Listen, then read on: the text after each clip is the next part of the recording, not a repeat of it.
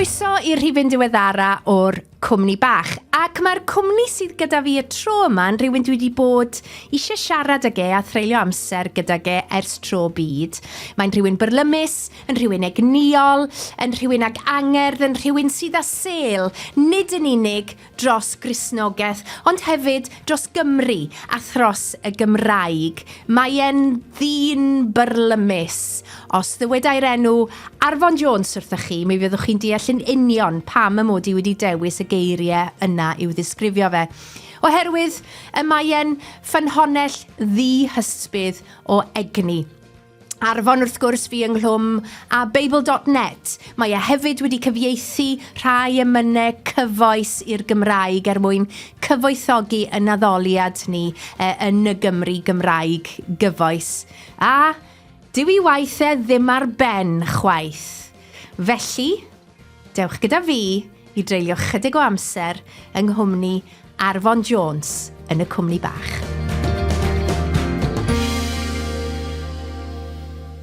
Wel, croeso Arfon Jones i'r Cwmni Bach. Diolch yn fawr. Mae'n braf dy gael di yma gyda ni. Nawr, mae ganddo ni lwyth i fynd drwyddo fe, achos mae gen ti fywyd amrywiol a lliwgar, a jyst yn llawn egni a bwrlwm. Dwi'n mynd licio'r gair bwrlwm, ond dwi'n meddwl bod y gair byrlymus yn dy ddisgrifio di i'r dim. Fel arfer, gyda gwesteion y Cwmni Bach, dwi'n gofyn un o ble wyt ti, felly dwi am ddechrau fanna. Un o ble wyt ti, Arfon? Ymwreiddiol o gelluoedd rhwng Cerrig-y-Drudion a'r Bala, ddim yn bell o Langwm, ardal Cerdant a'r Gynghanedd ac yn y blaen. Wyt ti'n gerdantiwr? Mi ro'n i'n canu Cerdant pan o'n i'n blentyn, ond nes i'r camgymeriad o canu yn rhy hir a dal i ganu pan oedd yn llais i'n torri, ac felly mae'n gwneud lais ofnadwy bellach. Ond dyna ni.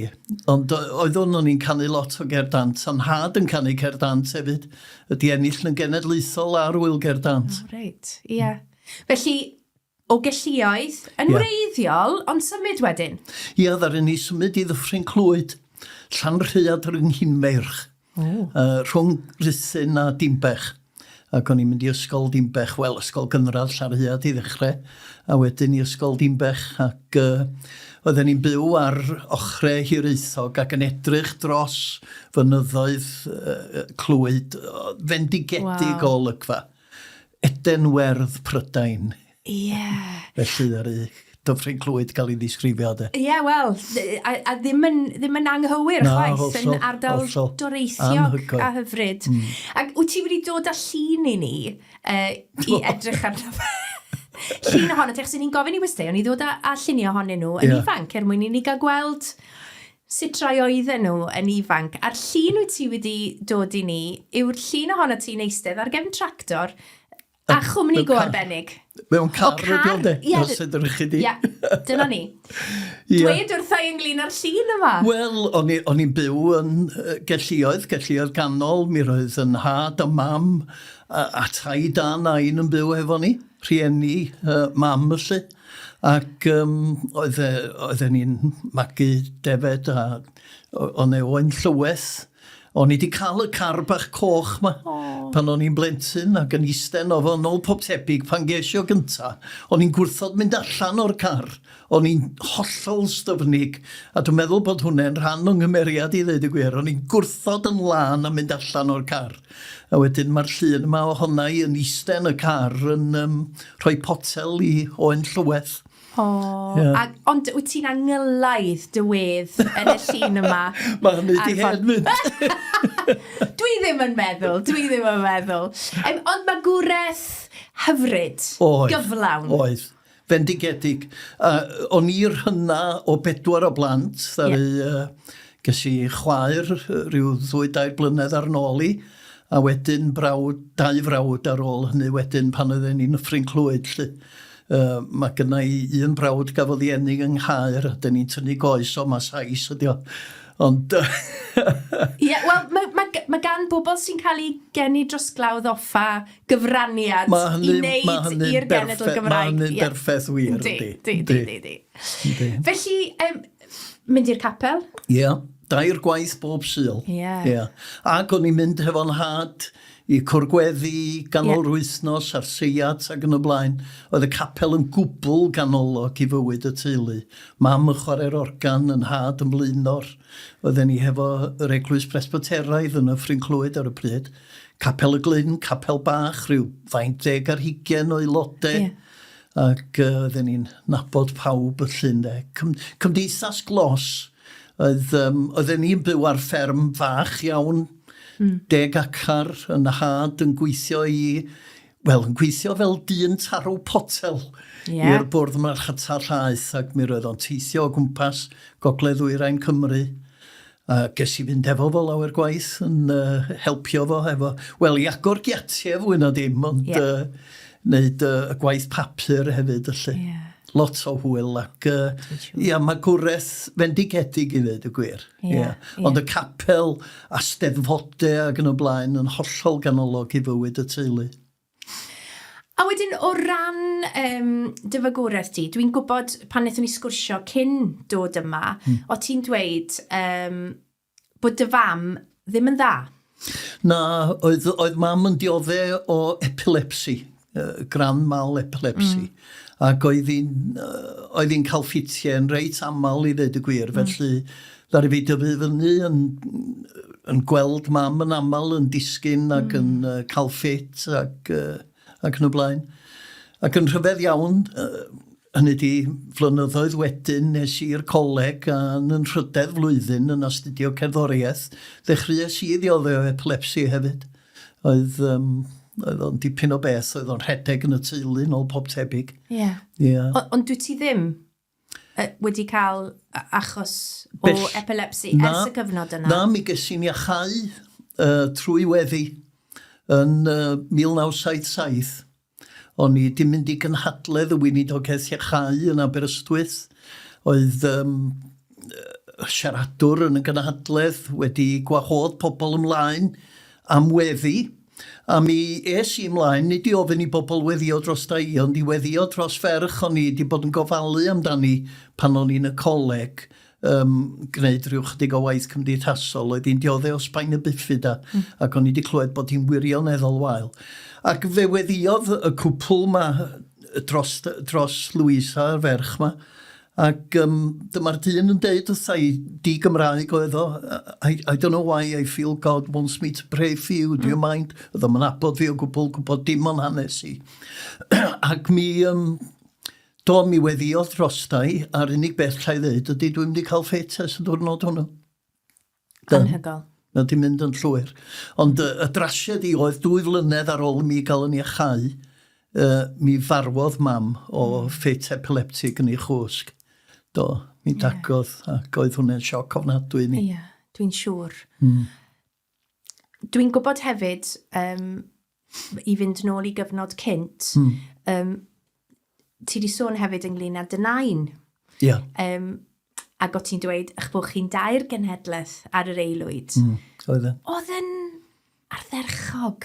Oedd hwnna fendigedig. Dwi'n gwybod, mae rhyfedd pethau sy'n aros fo rywun. Dwi rioed ydi smygu yn y mywyd yn de. Ond un arogl, dwi'n dal yn hoff ohono fo, di arogl pibell, cetyn, lle. Oherwydd yn haid yn smocio cetyn. O'n i'n meddwl bod ti'n mynd i weid bod nain yn smocio cetyn. Yn haid. Ond am ryw reswm, dwi'n casau hogle mwg sigaret. Ond os dwi'n clywed hogle cetyn, na fel tesfon dod ar ryw atgof yn ôl mewn rhyfedd. Ond oedd o'n gyfnod rhyfeddol fydd y taid farw pan o'n i'n ifanc iawn. Ond ddaru nain fyw am dipyn o flynyddoedd wedyn, a fydd hi farw pan o'n i ar ymhen yn hun hefo i yn y tŷ. Os dwi'n cofio'n iawn, o'n i ryw 20 oed rhywbeth felly. Ac dwi jyst yn cofio hyd heddiw nain yn syrthio yn y gegin lle, a clywed rhyw sŵn a rhedeg fel peth gwirion i'r ffarm drws nesa. Wernidar oedd enw'r ffarm. Ac a dweud wrthyn nhw, mae nain wedi marw, ynde. Oedd ti'n gwybod bod ti wedi marw? Wel, ddari o'n haro fi wrth i mi redeg o un ffarm i'r llall na dyna be oedd yn digwydd. A mae'r rhyfedd, o'n i'n teimlo mod i wedi cael ymharatoi ar gyfer ar gyfer y profiad hwnnw, chydig cynt, misoedd, dwi'n cofio'n union pryd oedd o, ond o'n i'n mynd i fyny grisiau, a nain yn dod ar yn ôl i, a fel mae rhywun ifanc di exeitio troi rownd at nain, a mi gollodd nain i balans ar dop y grisiau, a dwi'n dal i chofio i'n rolio lawr i wylod y grisiau ynddo. Ac o'n i'n teimlo bron bod y profiad yna di maratoi ar gyfer y profiad o fod hefo i ar ymhen yn hun pan fydd i farw, mae'r rhyfedd. Wyt ti'n teimlo bod hwnna, y profiad yna, wedi cael effaith arna ti? Wedi gadael i ôl? Mae o wedi gadael i ôl yn sicr. Mae o'n dal yne. Marwolaeth yn rhywbeth real. Mae o'n rhywbeth dyn ni'n gorfod i wynebu pob un ohono ni'n dydy. Ond mae'n elfen llai ddeud bod fi'n gwerthfawrogi'r profiad hefyd wrth edrych yn ôl rwan. Bod Dyw wedi rhoi'r profiad yna i mi, i bwrpas y llun de. Dwi'n meddwl bod wedi helpio i ddelio hefo afiechyd mam hefyd. Pan fuodd mam farw, 1979 oedd hynny, oedd o'n sioc ofnadwy i'r teulu ag i'r gymuned ynde. Beth oedd ei hoedran hi? 55 oedd hi, dwi'n meddwl, yn ei 50au. Ac oedd yr angladd yn dros 400 o bobl, dwi'n meddwl, yn yr angladd. Ond oedd mam a fi, oedden ni'n agos iawn lle, di bod rioed. Ond oherwydd bod hi di marw o afiechyd gesi'n iachau ohono fo 2 flynedd cynt, oedd hwnna'n strygl ofnadwy i mi. O'n i ddim yn dallt pam oedd Dyw wedi caniatáu i mam farw, ac eto oeddwn i wedi cael yn iachau o yn union yr un afiechyd. Wyt ti wedi cael ateb? Na, ydw. Na, oce. A dwi'n gorfod byw efo hynny. Na ni. Neu rhyw fath o amgyffred o rhywbeth, Na. Dwi'n gwybod, rhagluniaeth fawr yn ef mor ryfedd yw. Dwi'n gwybod, Ti'n sôn am Dduw, ti'n sôn am iachau, ti'n sôn am bethau ysbrydol. O'r cychwyn mewn ffordd, oedd y pethau yna yno, oedden nhw? Wel, oedden yna ac oedden. Yn yr ystyr, oedd y capel ar ysgol Sul, gwyl yr ysgol Sul, aroliadau ysgol Sul, oedd y pethau neu gyd yn rhan o mywyd i. O'n i'n hyddysg iawn yn yr ysgrythyr. Dwi'n cofio hyd heddiw y set oedden ni'n eistedd yn y capel i gael gwersi ysgol Sul gen Mrs Lewis mi'n ei llwydion. Mae'r peth yn fyw iawn, a wedyn ymuno hefo'r dosbarth oedolion pan o'n i yn 40au cynnar. Peter Jones, Tudun yn dysgu ni. A pan es i'r ysgol uwchradd, oedd hwnnw'n dipyn o sioc i mi ddweud y gwir, oherwydd o'n i wedi cymryd yn ganiataol, mae y math o fagwraeth o'n i wedi cael, oedd y fagwraeth oedd pawb wedi cael. A ges i sioc bod y bechgyn yma yn rhegi ac yn poeri lawr yn yr ysgol ac yn y blaen, ac yn siarad Saesneg. Ac o'n i rhyw feddwl i fi'n hyn o beth sy'n mater ar hein y llun de. Di rhywun i mond yn pwyri os oedd o'n carthu'r cor neu rhywbeth felly a ogle'r tail yn i. Ond dyna ni. Mi es i'r ysgol uwchradd ac oedd hynny yn dipyn o sioc. A dwi'n meddwl yn y cyfnod yna, nid bod fi di yn bellhau o gwbl, o'n i'n dal i fynd i'r capel. Ac o'n i'n cael y maharatoi i fod yn aelod pan o'n i 15 mae'n siŵr. Ac Arthur Jones, gwneidog bryd hynny, ddyn cwbl arbennig, oedd o'n cyfarfod hefo fi wythnos ar ôl wythnos, mynd dros. A dim ond ti? Dim ond fi, capel bach oedd o. Ac oedd o'n cyfarfod wythnos ar ôl wythnos, yn mynd dros yr efengil a hanesion y Bibl a be oedd ei harwydd o cad nhw i'n bywydau ni heddiw. Ac dwi'n cofio eistedd yna, Ac oedd o'n adrodd hanes y groes a'r atgyfodiad. A dwi'n cofio meddwl I fi'n hun, o dwi'n gwybod hyn I gyd, pan mae o'n mynd dros hwn eto. Ac ddaru o'n haro fi bod fi'n gwybod y ffeithiau ond ddim yn nabod y gair. Yeah. Ac es I allan o'r capel y cerdded i'r car efo Arfon Jones a troi ato fo a dweud, Mr Jones, dwi eisiau bod yn ffyddlon Iesu Grist. Yn ydy, dwi'n teimlo dipyn o emosiwn wrth gofio'r digwyddiad rwan ynde. Yeah. Mi dderbyniodd o fi'n aelod y syl wedyn ynde. Ac y geiriau gwenallt yn bwysig iawn, mae gennau Feibl, dyna oedd yn anreg pen blwydd I pan o'n I 19 oed, Beibl. Yeah. A mam ydi sgwennu'r geiriau, gwaen I wybod y geiriau, heb adnabod y gair ynde. A mae hwnna wedi bod yn allweddol bwysig I mi ar hyd y blynyddoedd. Felly, mewn car park... Wel, oedd o'n faes parcio, oedd o'r efo rhyw ddarn o laswellt wrth milarwydd ar gyffordd. Cen blad go iawn. Dyna oedd y pwynt y dim troi nôl mewn ffordd. O'n em troi nôl na. Dim ar y pwynt na. Ac oedd y ti beth oedd oed? Pan dwi'n deud bod em troi nôl, Yeah. Mae'n rhaid mi gyfadde ar hyd y blynyddoedd weithiau, dwi'n meddwl dwi wedi cael digon ar hyn. Ie, siŵr. Siŵr. Ie. Allai gredu hynny. Ie, dwi'n deall. A beth oedd oedran di ar y pwynt na? Rhyw bymtheg. 15. Ie. Ie. Ie. Ie, a wel, dewn ni siarad mwy ynglyn â hwnna, achos fydd na bethau fydd yn dod yn rhan o'r blynyddoedd wrth iddyn nhw fynd ymlaen, fydd yn lliwio y daith mewn ffordd. O'r ysgol, mi benderfynus ti fynd I goleg? Do. I Fangor. I astudio. O'n I, erbyn hynny, mi ro'n I dipyn o genedlaetholwr. Ie. Llafur oedd dad a mam ar y pryd, dwi'n credu. Ac 1969, wrth gwrs, yr arwisgiad. Ie. Dyna'n protest gyntaf fi. Reit. O'n I wedi gwrthod mynd I groesawu tywysog Cymru fel oedd o'n Carlo I Dimbech. Oedd y teulu gyd wedi mynd I weld o. Sioe fawr, ond mi wrthodes I fynd a ddalies I fys a mynd ar ei holen nhw cymryd rhan yn y protest. A dwi'n cofio Steddfod Wyddgrug oedd I, dwi'n credu y flwyddyn honno ac cymryd rhan yn y protest yn fanno hefyd. A beth oedd oedran di bryd hynny? Faint fyddwn ni? 11 de. 11. Ie. Ac o'n I studio yn lefel A, o'n i'n gwneud cerddoriaeth a astudiaethau crefyddol a y Gymraeg. Yeah. Ac gwneud y tri trwy gyfrwng y Gymraeg yn athro fi cerddoriaeth oedd Phil Hughes, y dyn sal, y comedian, yr actor, y dyn cwbl arbennig, o'n I ffrindiau ni just yn athro a disgybl ylly.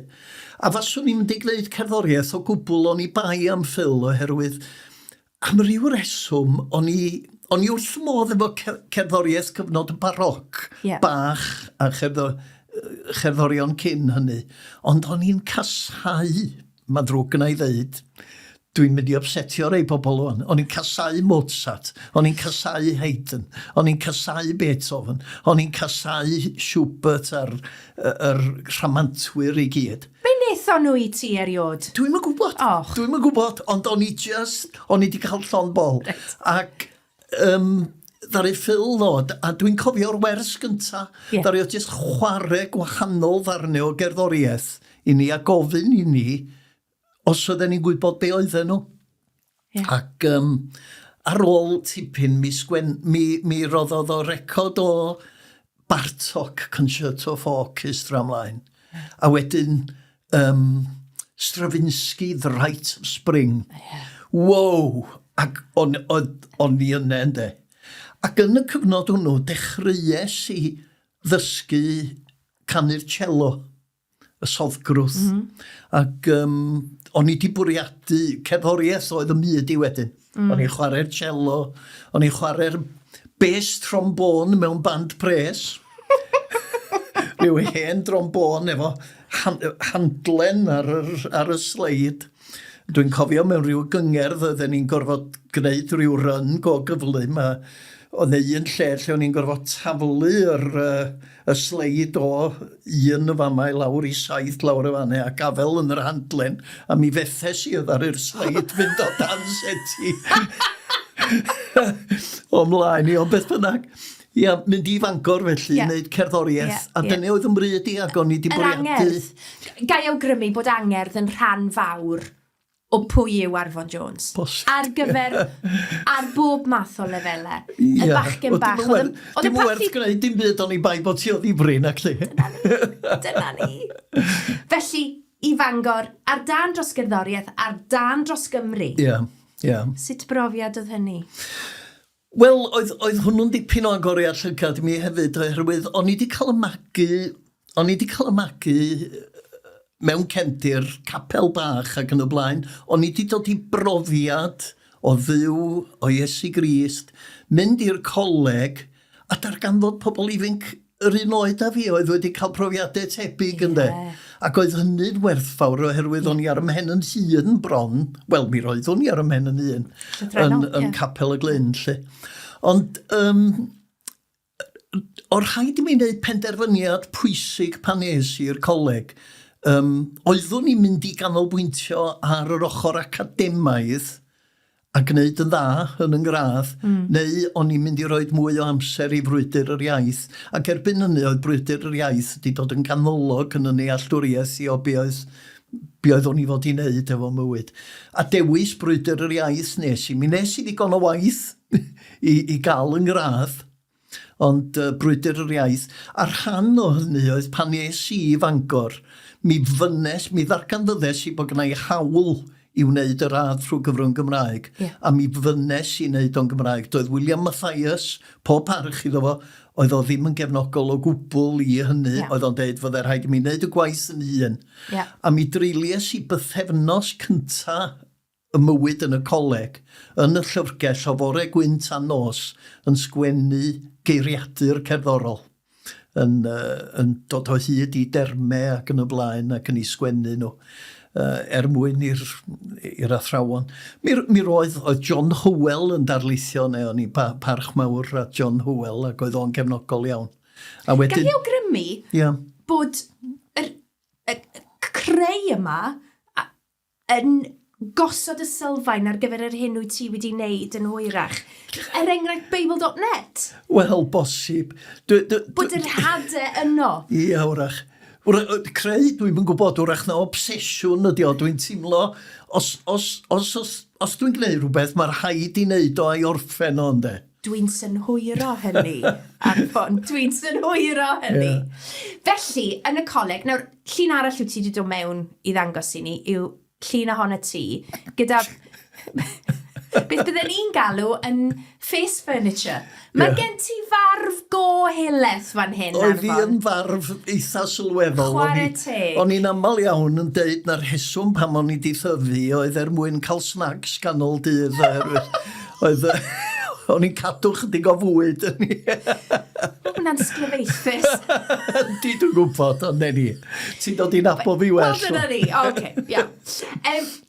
Felly, Arfon ifanc, brwd, barfog, blewog, yn ymgyrchu dros y Gymraeg. O'n i'n ymgyrchu cyn i'r farf ymddangos, mae rhaid i mi gyfadde. Ond do, a mi arweiniodd hynny at gyfnodau yn Carchar. Ac oedd... Sawl gwaith wyt ti wedi bod yn Carchar? Wel, hynny di rhwng cael ynghdadw am chydig ddyddiau a weithiau jyst bythefnos neu rhywbeth felly. Dwi'n meddwl bod o'n 11 o weithiau i gyd, ond yr hira oedd, wel, dedfryd o 6 mis, ond dwi'n meddwl na 4 mis fes i yn y Carchar. Oedd hynny fyny'n yn Huddersfield. A beth oedd ti wedi gwneud? Oedd 4 ohono ni wedi torri mewn i drosglwyddydd i fyny yn Huddersfield, yr ymgyrch ddarlledu, lle. Ac dwi'n cofio yn y llys, oedd rhywun yn rhoi tystiolaeth un o'r bobl security neu rhywbeth yn dweud bod nhw wedi dod i mewn. A I ddisgrifiad oedd, Jones was seen smashing an oscilloscope with a hammer.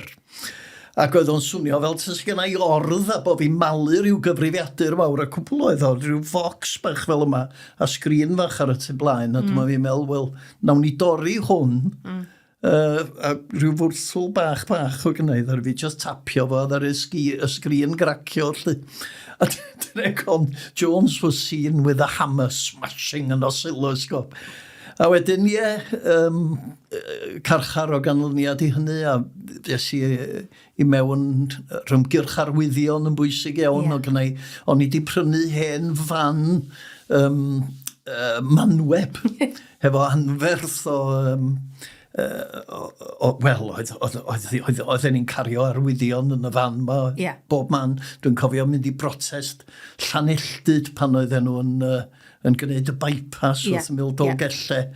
A cefn y fan yn orlawn o arwyddion o'r llawr i'r tor llunde. A just stopio yn y brotest a agor y drysau ar arwyddion mae gyd yn dod allan.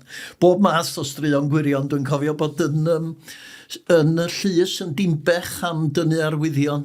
Ac dyma fi'n mynd i'r llys I wynebu yr canlyniadau lle. Ac oedden nhw'n amlwg isio ni stopio gwneud hyn. A fel rhan o natganiad, ddudes I mod I ddim yn mynd I stopio. Ac ffordd angoses I hynny oedd, o'n I wedi bod yn siopa, o gynnau fag siopa, ac mi ro'n dorth yn y fag, yn y slice bread yn y bag siopa yma, ac o'n I wedi cuddiad hanner arwydd at any time, arwydd parcio, I mewn yn y dorth, fel bod security ddim wedi dod o hyd I ddi, a wedyn dyma fi'n tynnu hwn allan a deud, dwi wedi tynnu hwn I lawr ddoe. Oedd o'n gyfnod cyffroes, oedd o'n gyfnod, cyfnod pwysig hefyd, ynddo. Ac yn digwydd, nid dim ond yng Nghymru, y protestio yma, ond mi oedd yn digwydd gyda phobl ifanc ar draws Ewrop. Oedd. Dwi'n meddwl ar hyn oeddwn I mor falch ohono fo'n y cyfnod yna, oedd ymroddiad y gymdeithas i'r dull drais. Cymdeithas Rhiaith. Ac oedd hynny mor bwysig, ac hynny di pobl fel Martin Luther King yn arwyr ynde. Ac hynny di, fuon gyfnod anodd iawn, dwi'n meddwl, pan ddechreuwyd, nid gan y gymdeithas, ond Meibion Glyndŵr, llosgi tai ha ac yn y blaen. Oedden ni'n meddwl I ba gyfeiriad mae hyn yn mynd ynde, ond mi ddaru'r gymdeithas sticio ar hyd y blynyddoedd degawdau i'r dull drais. Ac mi oedd y protestio yma, doedd ddim yn anghymarus gyda dy Gristnogaeth ti? Ddim ar unrhyw Na, oedd dim o gwbl. Ac y ddiddorol iawn, o'n I ar Senedd Cymdeithas Rhiaith am chydig blynyddoedd, ac mi ro'n nifer o Gristnogion ar y Senedd, pobl efo argyhoeddiad, ac nhw mewn gwirionedd oedd yn pwyso am weithredu drais ar egwyddodd o dderbyn cyfrifoldeb llawn am beth yn ei wneud a wynebu'r canlyniadau. Fel arall, hynny di, fase unrhyw brotest, fase pobl yn gallu gwneud unrhyw beth trio osgoi'r canlyniadau, wel, alle fod ydi arwen I drais a bob math o bethau'n hawdd iawn. Felly, ti hwnt i'r cyfnod coleg? Beth ddigwyddodd? Wel, yn y cyfnod coleg I ddechrau, mi o'n i'n mynd I adael y coleg ar ôl cael yng ngradd mewn cerddoriaeth, a hyfforddi ges I swydd, ges I gyfweliad am swydd, I hyfforddi plant I chwarae cello, soddgrwth a double bass. Ond, oherwydd yr epilepsi, mi fethes I y medical, ac o'n i'n gallu dysgu plant oherwydd yr afiechyd o'n i'n diodde honno fo. Felly mi benderfynes I aros yn Bangor i astudio diwinyddiaeth, a mae rhaid mi ddeud oedd Tudur Jones ydi bod mor gefnogol i mi yn y cyfnod hwnne. A mi es i Fangor y flwyddyn gyntaf, o'n i'n aros ac yn byw yn Bala Bangor erbyn hynny, ac ges i ddim grant, ddim cymorthdal y flwyddyn gyntaf, ond mi lwyddes i wneud digon da iddyn nhw benderfynu bas nhw'n cefnogi fi i wneud yr ail radd, cyngor sir lle. A wedyn nes i mlaen i wneud diwinyddiaeth wedyn. Eto, yn swyddogol, dos gynnau, dwi'n meddwl bod gynnau yn ail radd na'r llall. Oherwydd yn Bangor, pan o'n i'n astudio cerddoriaeth, mi gerddes i allan o'r arholiad cyntaf, oherwydd bod y papur yn Saesneg. O'n i wedi deud bod fi mynnu gael yn Gymraeg, arholiad cerddoriaeth. Gradd oedd hwn.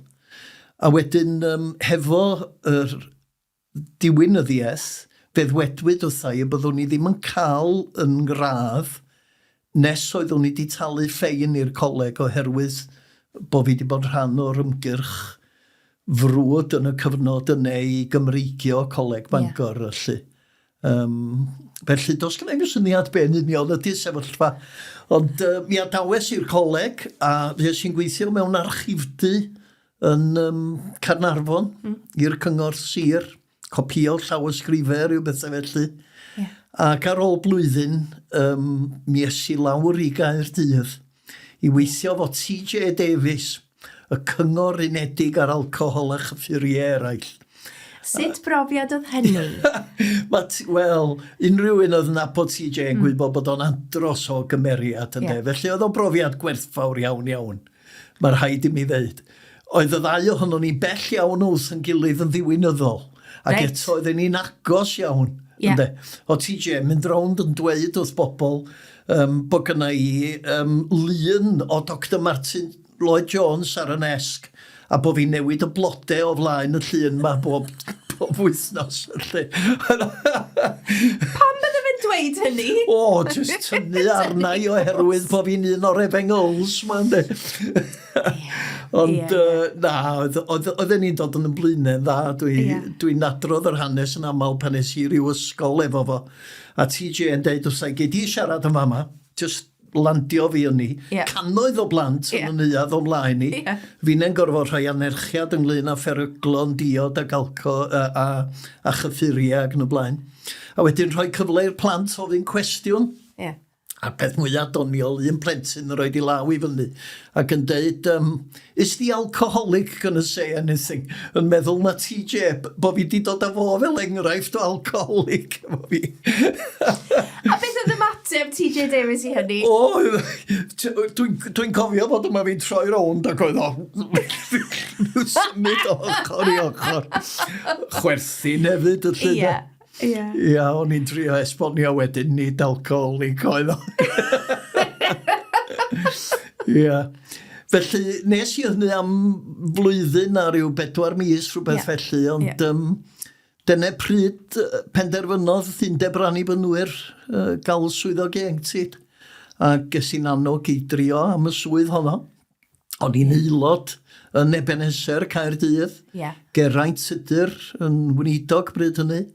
Ac mi benderfynes i drio am y swydd a wirthiol falle. mi ges i'r swydd honno. Iorwerth Jones oedd yr ysgrifennydd cyffredinol ar y pryd. A wedyn Derwyn Morris Jones ar ei ôl o. O'n i meddwl y byd o Derwyn. Ond cyfle gwych i rannu'r Efengyl o'n i'n ei weld o. A sut brofiad oedd hynny? Sut brofiad oedd... Mynd i weithio fel swyddog ieuenctid? Wel, hynny di, be nes i oedd just rhoi ymhen i lawr a dychmygu pob math o gyfleon y llun de. Mi roeddwn ni wedi cael profiad chydig ehangach erbyn hynny o y byd Cristnogol. O'n i, ers cyfnod pan o'n i'n y coleg, o'n i wedi bod a chysylltiad agos efo'r mudiad Efengylaidd, ond o'n i hefyd trwy'r wynidogaeth iachais o'n i esu amdani, wedi darganfod y mudiad carismataidd, a wedyn trwy Gymdeithas yr Iaith, a hefyd, wel, be ddydau, dyhead gwirioneddol i weld cyfiawnder byd eang. Oedd na elfen gry o ofal cymdeithasol ac o awydd i weld cyfiawnder. Oedd y tair elfen yna yn gweu i'w gilydd cynnau yllu. Yeah. Ond o'n i'n gweld y cyfle yma, o'n i jyst eisiau gweld pobl ifanc yn dod i gredu'n Iesu Grist. A wedyn, mudiad ieuenctid yr annibynwyr oedd o, ac o'n i... Mi weithiais i am 6 blynedd, a dwi'n meddwl na 2 pythefnos gymes i ffwrdd. Ac yn y cyfnod yna, o'n i'n ffôl, ond o'n i'n gweithio 7 diwrnod yr wythnos. O'n i wrthi trwy'r adeg, o'n i'n briod, o'n i'n ddyn ifanc di-briod. Yeah. O'n i yn gwneud rhywbeth 7 diwrnod yr wythnos. Pregethu ar y Sul, neu fyny yng Ngholeg y Bala'n cydweithio fo'r Presbyteriaid, penwythnosau i bobl ifanc ac yn y blaen, mynd rownd y capeli yn siarad efo pobl ifanc. Ac oedd o'n gyfnod cyffroes ryfeddol i ddweud y gwir. Dim yn hawdd bob amser. Nes ti weld pethau'n digwydd? Do wir, do. Yeah. Do. Yn ydi ma neu unigolion fydde'n tystio bod nhw wedi darganfod Iesu Grist go iawn bryd hynny. Yeah. Oedd hynny'n yn wych. O'n i'n mynd â criwio o bobl ifanc i gynadleddau Saesneg. Oedd hynny di upsetio lot o fewn yr undeb, dwi'n meddwl. O'n i di mynd i Spring Harvest enghraifft. O'n e griwiau yn mynd yn arbennig criw gen Sean Allen yn Llangennech, ynde. O gynno fo bobl gwaith ieuenctid rhagorol yn ar y pryd. Ac i Greenbelt. O, bobl yn ydi. Ac oedd hyn i gyd yn agoriad llygad i'r bobl ifanc i gyd. Oedden nhw'n, yn ydi, nid dyma yn sandwich emynenni yn y capel ar y Sul. Nid yna'n profiad o ymneilltuaeth.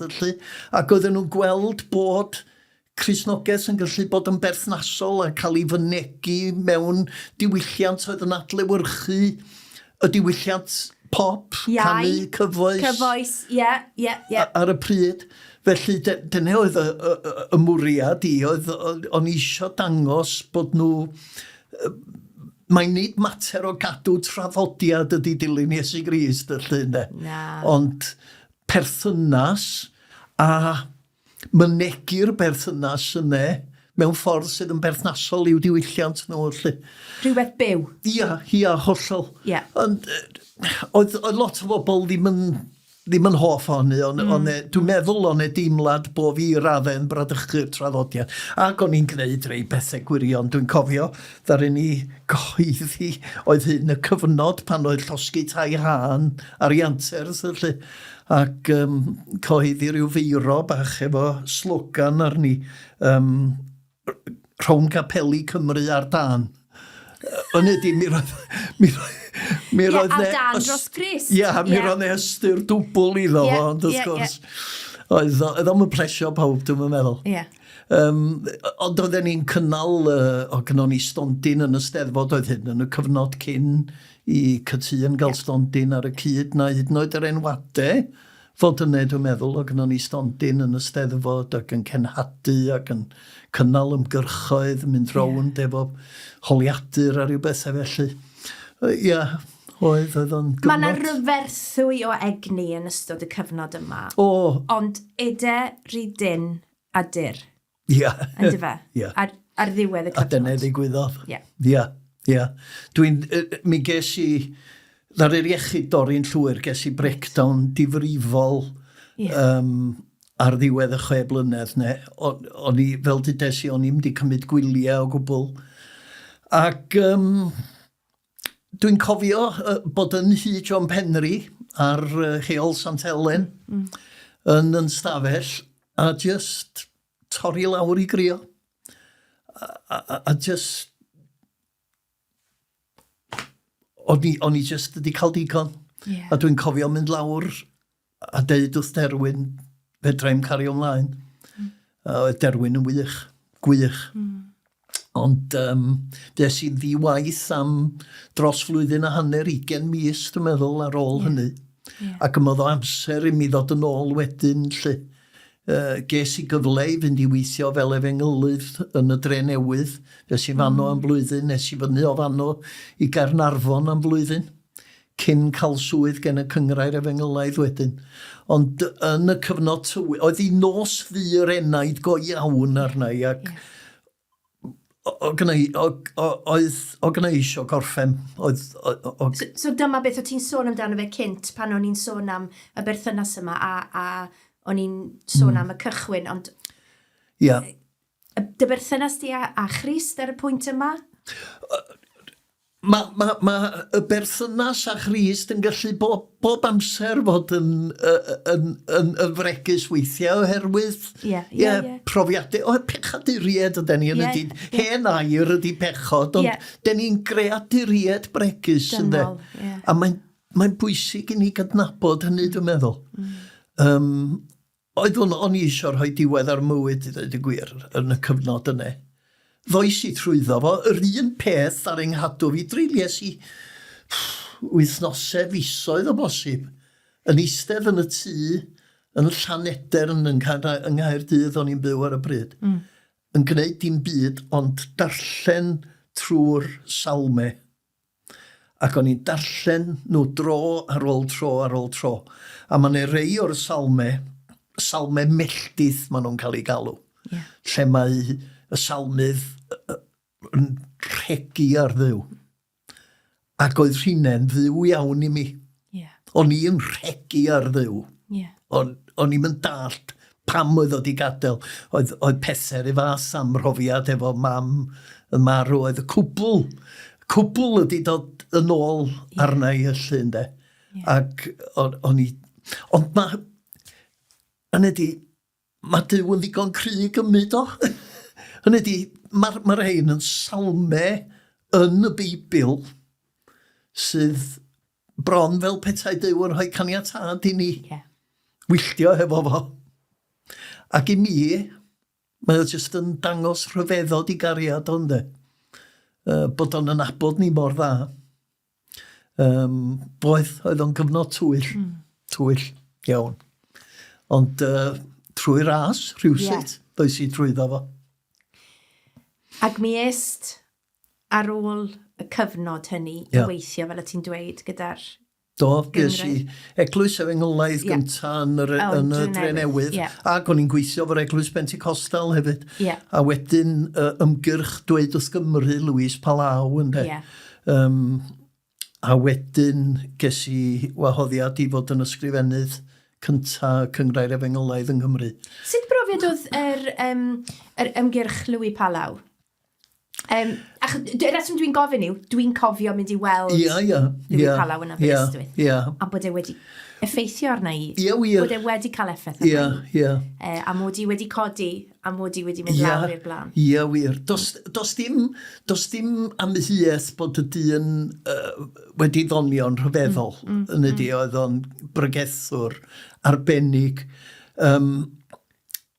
Oedd ne ddau beth, dwi'n meddwl. Yn gyntaf, mi frwydres i'n galed i sicrhau bod y Gymraeg yn cael lle yn yr ymgyrch. Hwna oedd y peth cyntaf. Yr ail beth oedd Lewis Palau yn siomedig iawn yn yr ymateb. Oedd o'n teimlo, oedd oedd i arfer cael cannoedd ar miloedd yn ymateb yr llun de. Ac o'n i'n teimlo, a dwi'n cofio dweud wrtho fo, os oes ne un person ifanc wedi ymateb i'r pregethu chi, ac wedi dod ymlaen, ac bydd Duw yn defnyddio'r person yna'n rhyfeddol yn y dyfodol, mae o werth o. A oedden ni ddim wir yn cytuno ynglyn â nifer o bethau. Wrach na ti ydy'r person ifanc neu Elinor. Ond o ddifri rwan. O ddifri. Oedd o'n gyfnod pan o'r rhaid i mi frasu'n hafod yn aml. O'n i'n gweld. Ac ers hynny, y drasied i mi wrth edrych ar y byd Efengylaeth, a oedd y Cyngrair Efengylaeth yn cynrychioli mudiad oedd yn derbyn Cristnogion o duedd diwynyddol Efengylaeth reit ar draws y bwrdd, Pentecostaliad, Charismatiad, pobl fwy diwygiedig a thraddodiadol ac yn y blaen. Ond o'n i just yn teimlo Mae'n rhyw ragfarn yn aml tuag at bobl Efengylaeth oherwydd bod nhw'n meddwl bod o'n golygu bod rhyw fath ar fundamentaliaid Americanaidd yma. Dilynwyr Trump ac yn y blaen yn de. Nid bod nhw'n bodoli, wel oedd o'n bodoli, ond oedd o'n adnabyddus yn y cyfnod hwnnw. Ond o'n gymaint yn y byd Efengylaeth Americanaidd yn droedig yn yngolwg i lle.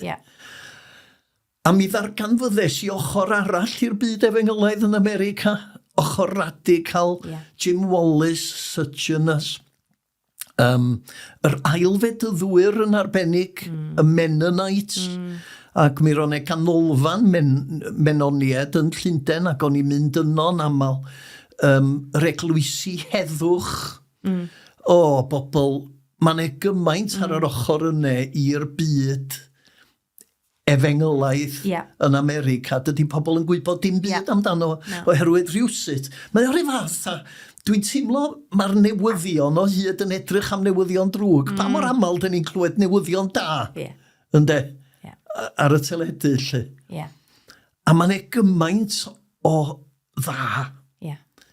A dwi'n meddwl, yn yr frwydr yna, hefo natur yn argoeddiadau Efengylaeth, ddarin ryw obsesiwn dyfu yna i ddallt yn union beth oedd yn y Bibl ynde. I ddallt, mi sgwennes i lyfr ynglyn â be mae'r Bibl yn ddysgu am ryfel a heddwch enghraifft, llyfryn bach oedd o. Ond hynny di, oedd astudio'r Beibl di dod yn bwysig iawn i mi. Ac oedd o di bod felly ers gadael y coleg, o'n i'n dweud pan o'n i'n y coleg, o'n i di penderfynu rhoi y flaenoriaeth i yr ymgyrch dros y Gymraeg a'r iaith, a gwneud yn siŵr bod fi gwneud digon o waith i gael yn gradd. Felly, yn y coleg, na i fi'n dangos llawer o ddiddordeb o gwbl yn y Roeg a'r Hebraeg a bethau felly. Ond ar ôl gadael y coleg, dyna oedd o'n i yn ymddiddori ac yn dod i drio deall geiriau ac yn y blaen. A dyma gychwyn ar yr hyn sydd wedi dod i fod yn Bible.net. Mae'n siŵr braidd, yn ydy, y mwriad o'n i'n gweithio i'r Cyngrair Efengylaeth ar y pryd, ac eto o'n i wedi trio datblygu'r gwaith hwnnw yn y ddwy iaith, eglwysi Saesneg oedd yn wahoddi i bregethu, o syl i syl. Ac eto, pob un, llai ddeud heflewyn ar yn hafod, pob un eglwys fues i iddi, o fôn i fynwy, ond Gymru Cymraeg yno. Ac, felly, o'n i yn gweld, o'n i'n dal i weld yr angen, ac o'n i di weld o pan o'n i'n swyddog ieuenctid efo annibynwyr, yr angen am Feibl mwy llafar, mwy dealladwy i bobl ifanc. Mae gennau barch aruthrol at gyfeithwyr y Bibl Cymraeg newydd, ond mae'n hwy hunain wedi cydnabod mae iaith glasurol, lenyddol maen nhw'n ei ddefnyddio, ac o gynnyn nhw eisiau gadw fo felly, oherwydd bod nhw'n teimlo bod nhw'n rhoi urddas i'r gair trwy wneud hynny.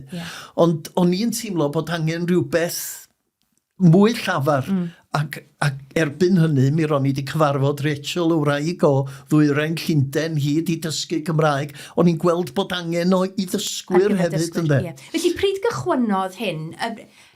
Wy'n deall bod na ddim dyddiad penodol, falle mae rhyw broses gynyddol fydde dod at yr hyn i ni'n nabod fel Bible.net. Yn y cyfnod pan o'n i hefo'r Cyngrair Efengylaeth i ddweud y gwir. A pryd oedd hynny? Rhwng 1979 a 1999 a 2000 a 2009, ia? Na ni. Fi orffen. Felly, y filrif, newid y filrif o ddeiti. Ia. Dyna ni. O'n i wedi bod yn cydlynu grŵp oedd y mudiadau efengylaidd i gyd yng Nghymru wedi dod at ei gilydd i ofyn beth dyn ni'n wneud ynglyn â Beibl. Ac fe sefydlwyd gweithgor i edrych ar hyn, a fi oedd yr ysgrifennydd y cydlynydd. Be benderfynwyd yn y diwedd oedd argymell newidiadau i'r Beibl Cymraeg newydd. Dyna sut ar yr fersiwn diwygiedig ddod i fodoli. Ac mi roedden ni'n cyfarfod hefo cyfieithwyr y BCN yn rheolaidd i drafod y newidiadau yma. Mi ddigwyddodd hynny diwedd y mileniwm diwetha, diwedd dwi'n gwybod 1995 rhywbeth ymlaen. Ac yn y cyfnod yna, o'n i'n teimlo, mae hwn yn dda. Oedd o'n ymhoeni fi bod pobl efengylaidd ddim yn defnyddio'r Beibl Cymraeg newydd. O'n i bob amser wedi ddefnyddio fo ac wedi hybu o'r lle.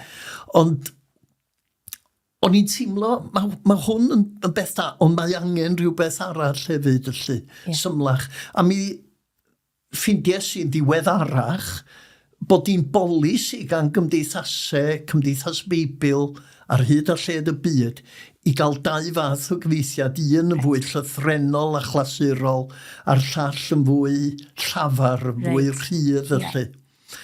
Ac ond o'n i wedi dechrau ar y gwaith erbyn hynny, a pan ddarganfyddodd Cymdeithas Beibl mod i yn gwneud hyn, mi ddaru nhw gysylltu yn annog i ddweud y gwir. O'n i erbyn hynny di gadael y cyngrair, mi roeddwn i yn gweithio i Gobaith i Gymru, sefydlwyd yr elusen i galluogi fi i wneud gwaith trwy gyfrwng Gymraeg. O'n i di bod yn teimlo ers blynyddoedd bod 'na lot o bobl fasen gallu gwneud yn gwaith i efo'r cyngrair, ond llai o bobl oedd yn siarad Gymraeg allan gallu cyrraedd i cyd Gymru. Ac mi es i ati i ddrafftio pan o'n i'n gwneud y gwaith arall ar y Beibl Cymraeg newydd, mynd ati i ddrafftio rhywbeth mwy llafar. Ac penderfynu i roed o ar y we, dyna pam yr enw Beibl.net. Nid fel rhywbeth i gystadlu efo'r Beibl Cymraeg newydd, ond rhywbeth oedd fel ffordd i ddisgrifio fo, fel pont i helpu pobl ifanc i fynd i mewn i'r ysgrythyr. Ac fe roddwyd, dwi'n meddwl, 2002 ar y Testament Newydd cael ei roed ar y we. Reit. 2002 dwi'n meddwl. Ac Cymdeithas Beibl yn pwyso ar iddo fo cael ei gyhoeddi. Ond na. Ond o'n i'n gwrthod. Am ddau reswm, dwi'n meddwl, wel, un reswm y benna, o'n i'n ymwybodol, o'n i wedi trio ngorau glas i gael gwahanol bobl i gymryd rhan yn y prosiect. Ac ydi methu, mi ddaru Angharad Roberts o Trefor sydd yn Hebrewraig arbennig yn helpu fi efo llyfrau yn yr Hen Testament. Ond ar y cyfan o pobl jyst ni dderbyn o dweud, mae hwn yn dda, ti'n mynd i wneud y llyfrau yma ac yn y blaen. Felly, rhyw ddatblygu'n raddol felly nath o, a mwriad i oedd just iddo fo fod ar y we, just fel pont, ond oedd ne bwysau ni just o di Cymdeithas Beibl, ond o di arweinwyr, lot o bobl yn deud mae angen cyhoeddi hwn. Ac yn y diwedd ar ôl rhyw 10 mlynedd mi gytunes i a faint a thibio, dwi'n yn cofio. Oedd hi'n 2015 dwi'n meddwl pan gyhoeddwyd o gyntaf. Dwi'n ei ddarllen o ac yn gweld i wendidau fo trwy'r adeg. Yn ydy, o'n i'n darllen y bore yma ac o'n i'n gweld rhyw adnod yn meddwl, ddylwn ni newid hwnna. Wyt ti am newid? Ydw, a dwi'n gwneud hynny. Ti yn newid. Ydy, bod o wedi gyhoeddi mewn llyfr, a dwi'n meddwl bod o wedi mynd trwy, mae'r un di wedi mynd trwy 4 argraffiad. Mae'n i bobl ifinc yn benodol wedi cael ei gyhoeddi. Mae'n ddarnau ohono fo neu eiriau yma acw sydd wedi cael ei newid. A mae'r fersiwn diweddara bob amser ar y ffonau symudol. Felly dyna'r lle i fynd i edrych. Dyna'r lle i ffeindio'r fersiwn mwyaf diweddar. Mi ddechreuon ni weithio ar app Beibl bryd hynny. Just oherwydd o'n i'n teimlo, wel, dydy pobl ifinc ddim yn licio cael Beibl o'i blaen yn ei dwylo. Os oedden nhw'n cael gwahoddiad i gymryd rhan yn yr oedfan neu rhywbeth, oedden nhw wrth i bod yn darllen oedd ar ei ffôn yn lle. A mae'n rhywbeth rhyfeddol mewn gallu sefyll a dal y Beibl cyfan ar un teclyn. Mae ddim llai na gwirthio. Y bwriad efo app Beibl yn wreiddiol oedd just i Beibl.net fod arno fo, ond ddarin ni benderfynu wedyn y dylid ychwanegu'r Beibl Cymraeg newydd a Beibl William Morgan. A wedyn ddoth i'n 400 mlynedd a hanner, dwi'n meddwl, Testament Newydd Salisbury. Dwi'n meddwl, nawr rown i hwnna hefyd. Ac ers hynny, dwi wedi darganfod llu o gyfieithiadau. Pobl wedi, naill llai wedi cyfieithu'r Testament Newydd i gyd, neu rhannau o'r Hen Testament, neu lyfrau yma acw. Pobl fel Lewis Valentine wedi cyfieithu rei o'r salmau ac yn y blaen. A be da ni'n neud yn app Beibl ydy trio rhoi rhain i gyd hefo'i gilydd yn un lle. Y cyfan. Y cyfan, ar yr app, ynddo. A mane, dwi'n cofio rhywbeth fel 15 o wahanol bethau os nad mwy bellach. Felly, pryd fydd y cyfan? Yn fuan iawn. Hynny di, wel, hyd y gwyddon ni, de. Hyd y gwyddon ni. Mae'n un cyfeithiad gafodd ei wneud ddiwedd y 4edd ganrif ar 15 dechrau yr 15fed ganrif. Gan ddyn oedd yn brifathro Coleg Bedyddwyr yng Nghaerdydd. Mi nath o'r Testament Newydd. Oedd hyn cyn ddodd Testament Newydd o allan. Hynny di, mae'n rhyfeddol.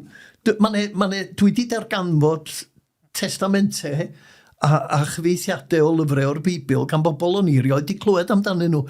Oherwydd oedd gynnon ni'r myth ma'n yn pennau, mae'r cwbl o gynnon ni oedd William Morgan a'r Beibl Cymraeg Newydd. A dyna ni. A dydy o'm wir. Dydy o'm wir, ynddo. Felly, da ni wedi trio casglu'r cwbl at ei gilydd yn ddigidol ar app Beibl ac ar wefan sydd gan Gymdeithas y Beibl, global.bible. Felly mae gynnon ni cymraeg.global.bible a mae'r cwbl yn fanno. Yndi. Arfon, wyt ti wedi gweud o'r cychwyn os yw rhywbeth yn werth i wneud, mae eisiau wneud yn gyflawn. Dwi'n meddwl bod ti'n testio i hynny yn llwyr nawr. Dwi eisiau symud yn gyflym cyn bod ni'n dirwyn y cyfan yma i ben. At y teulu, nes ti grybwyll enw Rachel? Do, gwyrth de. Wel, nawr te.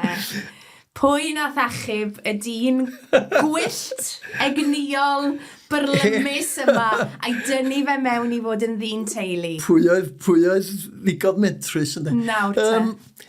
Pan o'n i'n gweithio hefo'r Cyngrair Efengolaidd, mi gyfarfoddes i'r ferch ifanc ma.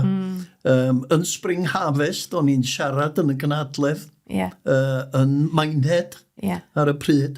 Ac fel mae rhywun, mae'n debyg yn teimlo rhyw gynnwr felly. Ond oedd i flynyddoedd yn iau na fi, felly benderfynes i fedru hyn bod yn iawn, a mi ddari fi drio i osgoi chi gymaint ac medrwn ni. Ond trwy ryw, wel, mae'n lot o straeon allwn ni adrodd, sydd jyst i mi yn dangos llaw Duw yn dod â ni at yn gilydd yn y diwedd. Ac rhoi mewn i'r digwyddiadau, rhagluniaeth fyddwn ni ddweud. Ac mi briodon ni ac Fuon ni am faint 5 mlynedd, oedden ni'n gallu cael plant, ddwedwyd wrthon ni bas ni ddim byth yn cael plant, ond mi ddoth Carys yn wyrth, ddaren ni roed yr enw Carys iddi oherwydd mae'r gair groeg Carys yn golygu gras, ynde? Felly oedden ni'n gweld i fel rhodd o ras diw. No pressure fyna ar Carys, gael just dweud. Dim o gwbl. Dim o gwbl. Na, dyn ni wrth yn boddau, mae Carys yn 5-20 bellach yn gweithio hefo plant ac anawsterau. Ond, oedden ni methu cael plant wedyn a mi ddoth ddaru ni fabwysiadu seren ac yn ddiweddarach mabwysiadu rian. A wedyn, dyn ni wedi bod trwy gyfnod reit anodd, yn enwedig cyfnod Covid fel teulu, oherwydd ath seren yn wirioneddol wael, oedden ni'n gwybod pan ddaru ni fabwysiadu hi bod gen i broblemau efo'i harennau, ac ath yr salwch yn dipyn gwaith just cyn Covid, a reit ar ddechrau cyfnod Covid yn 2020, ddaru nhw dynnu haren gyntaf hi allan. Sydd i fod yr un maint a dwrn rhywun, ond mi roedd hi'n pwyso dros 2 kilogram oedd hi'n anferth. Gosh. A mi ddaru'r aren arall ddechrau tyfu wedyn, oedd cyst trwy'r arenau. Ddaru nhw dynnu'r ail un allan, 5 kilogram drone, ac fuodd hi ar dialysis wedyn am dros 2 flynedd. Hemodialysis i ddechrau, a wedyn peritoneal o gynnu beiriant yn ei stafell na tu, ond oedd hi'n styc i'r beiriant yma am 10 awr bob nos, ynde. A wedyn flwyddyn yn ôl, sef mis Ebrill 2022, mi gafodd hi drawsblaniad rhyfeddol. A mae wedi cael bywyd newydd, mae'n anhygoel. Dwi'n cofio ffonio y diwrnod ar ôl iddi gael y trawsblaniad, i ofyn sut oedd hi a'r nyrs yn dweud bod nhw'n gwneud profion i weld os ydi aren yn match ar gyfer rhywun. Yeah. Ac fel arfer, mae'n rhyw min lle mae'n berffeth, neu os ydi just +1, -1, rhywbeth felly, mae'n dal yn dderbyniol yllu. Ond oedd hi'n seren yn berffeth. Pob un prawf oedd hi'n union berffeth ar ei chyferi. Wow. A fedra i ddim ond deud llaw diw oedd hynny hefyd. Yeah. Ond dyn ni fel teulu, dyn ni'n deulu hapus, dyn ni'n mwynhau, a mae Rachel di dysgu Cymraeg, dyn ni'n deulu sy'n siarad Cymraeg yn y cartre. Di gwneud hynny ar hyd y blynyddoedd, dyn ni'n briod, dyn ni'n mynd yn ôl dros 10 mlynedd ar 20 rwan. Ie. Ond o'n i'n hen bryd hynny, wrth gwrs. Wel, mae rhaid i fi dweud, dwi'n gallu cofio, mi oeddwn ni'n yn dod i Ebenezer pan o'n i'n byw Nghaerdydd, a dwi'n gallu cofio'r cyfnod pan dath seren i'ch teulu chi, ac oedd e'n reit arbennig. O'n i ar y gyrion yn gwylio, ond mi oedd e'n brofiad hyfryd gweld yr cyfleidio yma, nid dim ond o ran y teulu, ond o ran yr eglwys hefyd. Mae pwysiadu yn fraint aruthrol. Hynny di, mae o'n ddarlun bendigedig o be mae Duw wedi gwneud i bob un ohono ni. Cael yn mabwysiadu yn aelodau o'i deulu. Na ddisgrifiad da. Ie.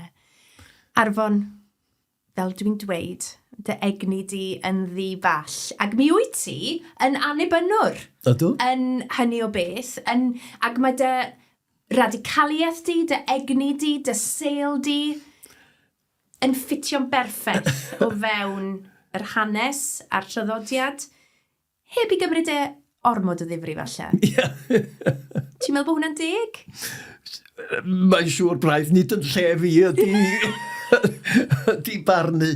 Hynny di, ydw, dwi wedi dod yn annibynnwr o argyhoeddiad bellach, ond nid y traddodiad, nid yr system, nid yr gyfundrefn sydd yn bwysig i mi.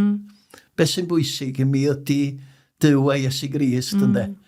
Ac ar ryw ystyr, os gai fynd yn ôl at y beiro, byddai'n ddiwedd y byd gyda i, tasau capeli Cymru i gyd yn mynd ar dan, mi fyddai'r cymunedau o bobl sydd yn dilyn Iesu Grist yn parhau ynddo. Hynny di, dwi yn personol yn credu byddai'n beth gwych tasau'n capeli ni yn rhwygo'r seti allan ac yn troi adeiladau rhyw fath o hwb cymunedol. Ynddo. Byddai hynny'n dystiolaeth wych i'r Efengil yn y marn ni. Ond wrth gwrs mae gennym ni bethau fel Cadw sydd yn gwrthod caniatáu lawer wneud hynny. Yeah.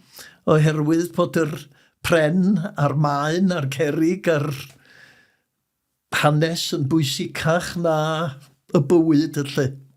Wel, ar y nodyn, dyrchafol, gobeithiol, ysbrydol a heriol hwnnw, dwi eisiau diolch i ti, Arfon. Diolch i ti. Am dreulio chydig o amser gyda ni yma ar y Cwmni Bach. Diolch ti. Di mwynhau bod efo ti.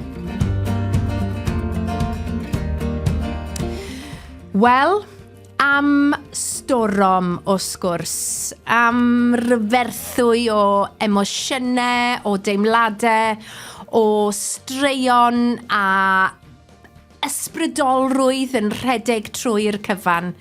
Nes i fwynhau gymaint yng Nghwmni Arfon Jones heddi. Dwi'n gobeithio gwnaethoch chi fwynhau hefyd ac y gnewch chi ymuno gyda ni eto ar gyfer y rhifyn nesaf o'r Cwmni Bach.